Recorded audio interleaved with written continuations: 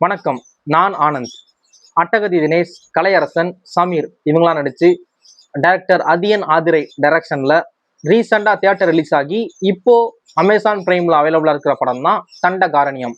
இந்த படத்தோட ஸ்டோரி என்ன அப்படின்னா, ஆளும் கட்சியா இருக்கக்கூடிய அரசாங்கம் வந்து நக்சல்னா என்னன்னே தெரியாத ஏழை வீட்டு ஆண்களை ராணுவத்துக்கு ஆளெடுக்கிறோம்னு கூப்பிட்டு வந்து அவங்கள வந்து நக்சல்னு அவங்கள்ட்ட சொல்லி, நீங்க இனிமே யாருக்காட்டு நக்சல்னு சொல்லணும் அப்படின்னு சொல்ல வச்சு, அவங்கள வந்து ஒரு ஃபேக்கா ஒரு ஆர்மி கேம்ப்ல தங்க வச்சு கிட்டத்தட்ட ஒரு 500 பேருக்கு வந்து ட்ரைனிங் கொடுத்து அவங்கள ஆர்மிக்கு அனுப்ப போறோம்னு சொல்லி அவங்கள ஏமாத்தி அவங்களோட அரசியல் ஆதாயத்துக்காக அவங்கள கொஞ்சம் கொஞ்சமா கொள்றாங்க.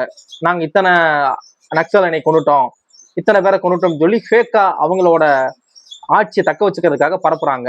இதுல பாதிக்கப்படுறது என்னமோ ஏழை ஆண்கள் தான்.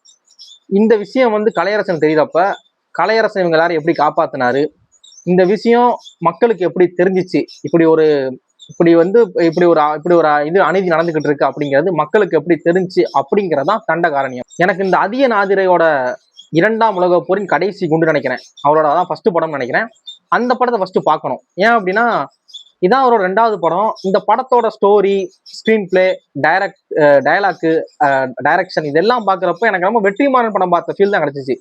அதுவும் இந்த படத்துல வர ஆர்மி பேஸ் கேம்ப்பு, அப்புறம் அங்க அவங்க பண்ற டயலாக்ஸ், படத்தோட கோர் ஸ்டோரி பிளாட் இதெல்லாம் பாக்குறப்ப எனக்கு விடுதலை தான் ஞாபகத்து வந்துச்சு. இந்த படத்தை பார்த்த யாருக்காவது உங்களுக்கு விடுதலை படம் ஞாபகம் வந்தா மறக்காம கமெண்ட் பண்ணுங்க. இல்ல எனக்கு மட்டும் தான் வச்சானு தெரியல. அது மாதிரி டைரக்டர் ரொம்ப கிளியரா எடுத்திருக்கிறாரு. படத்தோட ஓப்பனிங் டைட்டில் கார்டுலயே இந்த படம் யாரு மனதையும் புண்படுத்தும் நோக்கம் அல்ல, இது முழுக்க முழுக்க கற்பனை அப்படின்னு இருக்காரு. அப்பவே தெரிஞ்சு போச்சு இவர் யாரோ ஒரு ஆளை குத்தி இருக்காரு அப்படின்னு. எனக்கு தான் அது யாருன்னு தெரியல. இது உண்மையாவே ஒருவேளை உண்மை சம்பவமா இல்ல ஏதாவது நடந்த உண்மை சம்பவத்தை கழுவி எடுக்கப்பட்ட படமா அந்த படம் அப்படின்னு யாருக்காவது தெரிஞ்சுன்னா அதையும் கமெண்ட் பாக்ஸ்ல கமெண்ட் பண்ணுங்க. கலையரசன், சமீர், அட்டகதி தினேஷ் இவங்க 3 பேருமே அந்த கேரக்டராகவே வாழ்ந்திருக்காங்கன்னு சொல்லணும். அட்டகதி தினேஷ் வந்து இந்த படம் லப்பர் பந்துக்கு அப்புறம் அதே லுக் தான் அந்த படத்துல வராரு. அவரோட ஆக்டிங் வந்து இத்தனை வருஷத்துல அவரோட ஆக்டிங் நம்ம சொல்லவா வேணும். நிறைய படங்கள் ரொம்ப சூப்பரான படங்கள் நடிச்சிருக்காரு. அப்படிங்கிறப்ப இந்த படத்துலயுமே அவரோட ஆக்டிங் ரொம்ப யதார்த்தமா இருக்கு.